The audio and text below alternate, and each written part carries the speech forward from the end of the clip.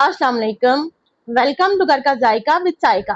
आज हम बनाने जा रहे हैं बीफ दम कोरमा। कोरमे तो आपने बहुत से खाए होंगे, लेकिन यकीन माने ये बीफ दम कोरमा इन सब से बिल्कुल अलग है। इसकी खुशबू, इसका जायका और इसका रंग सब कुछ लाजवाब है। हर नवाला और हर बाइट इतनी मजेदार है कि एक बार खाएंगे तो बार बार बनाने का दिल करेगा। जब भी घर में कोई दावत हो, बिला झिझक ये रेसिपी बनाएं। यकीन माने सब हैरान रह जाएंगे। इस रेसिपी की जान है मसालों की मुनासिब मिकदार, ना कुछ कम ना कुछ ज्यादा, हर चीज बिल्कुल बैलेंस। और जब ये बीफ दम कोरमा बनकर तैयार होगा तो बस वाह क्या बात है। घर में एक ही आवाज आएगी, आज तो बड़ी जबरदस्त खुशबू आ रही है। क्या पक रहा है? लगता है आज कुछ स्पेशल बना है। तो रेसिपी शुरू करने से पहले जल्दी से चैनल को सब्सक्राइब कर लें। वीडियो को लाइक और शेयर करना मत भूलें। अंदाज भी अपना और तरीका भी अपना। तो चलते हैं आज की मजेदार रेसिपी की तरफ। मेरे पास 1.25 किलो बीफ का गोश्त है, जिसे मैंने अच्छी तरह धोकर साफ कर लिया है। इसे बनाने के लिए हमें चाहिए 2 अदद प्याज, जिन्हें मैंने बारीक काट लिया है, एक बड़ा खाने का चम्मच अदरक लहसुन का पेस्ट, आधा कप दही, नमक आधा चाय का चम्मच या हस्बे जरूरत, लाल मिर्च आधा चाय का चम्मच या हस्बे जायका, खुश्क धनिया आधा चाय का चम्मच, गरम मसाला आधा चाय का चम्मच, काली मिर्च पाउडर 1/4 चाय का चम्मच, हल्दी 1/4 चाय का चम्मच और जीरा 2 चुटकी।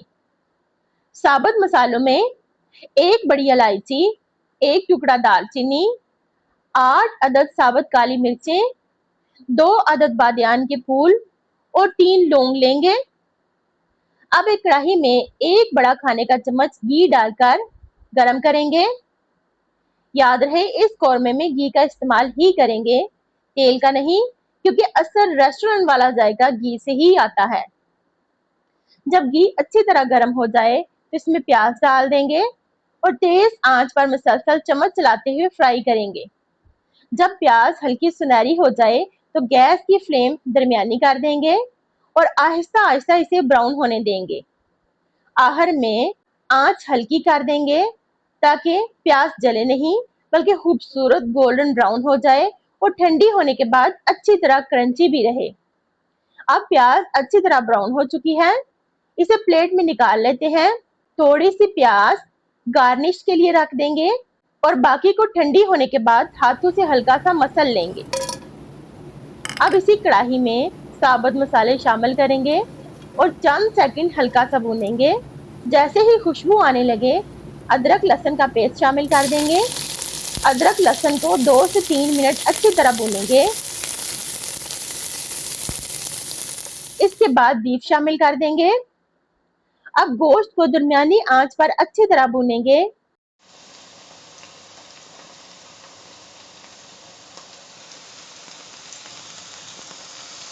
चंद मिनट भूनने के बाद ढक्कन से ढांप देंगे। इधर हमारी फ्राई की हुई प्याज भी ठंडी हो चुकी है। मैंने इसे हाथों से अच्छी तरह मसल लिया है। अब इसके अंदर तमाम पाउडर मसाले और दही शामिल कर देंगे। फिर इन सबको अच्छी तरह मिक्स कर लेंगे। दही और मसालों का यह मिक्सचर ही इस कौरमे की असल जान है। यही इसे वो जायका और रंग देता है जो आम कौरमे में नहीं मिलता। अब गोश्त को चेक करते हैं। तकरीबन 4 से 5 मिनट हो चुके हैं।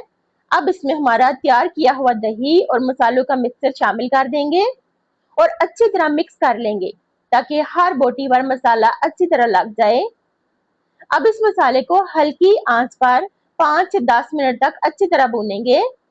चूंकि इसमें दही शामिल है, इसलिए गैस की फ्लेम हल्की रखेंगे ताकि दही फटने ना पाए और ग्रेवी बिल्कुल हमवार बने। गोश्त को वक्फे वक्फे से उलट पुलट करते रहेंगे ताकि मसाला अच्छी तरह भुन जाए और घी भी अलग होना शुरू हो जाए।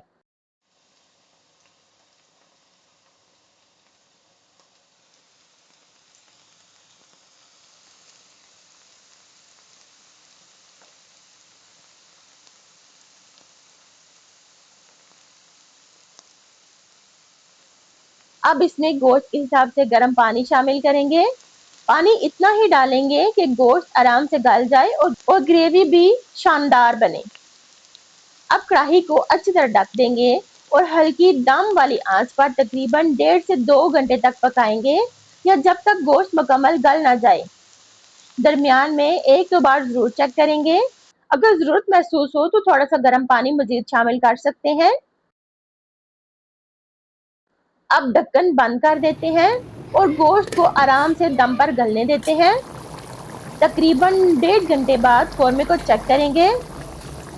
देखें, पानी काफी हद तक खुश्क हो चुका है और गोश्त भी खूब गल गया है। अब एक बार गोश्त को चेक कर लेते हैं। देखें, गोश्त इतना नरम हो चुका है कि चम्मच की हल्की सी मदद से आसानी से अलग हो रहा है। यही इस कौरमे की खास बात है कि हल्की आंच पर गोश्त गलने की वजह से बिल्कुल मलाई की तरह नरम हो चुका है।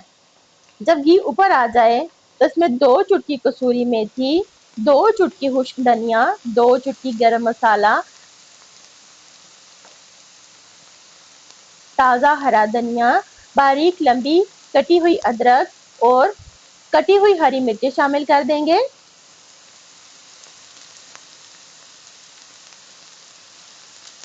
आखिर में 1 बड़ा खाने का चम्मच नींबू का रस या सिरका शामिल करेंगे। इससे जायका मजीद निखर कर आता है और कौरमे का फ्लेवर कमाल का हो जाता है। अब इन सब चीजों को हल्के हाथ से मिक्स करेंगे ताकि गोश्त ना टूटे और हर चीज अच्छी तरह इसमें मिल जाए।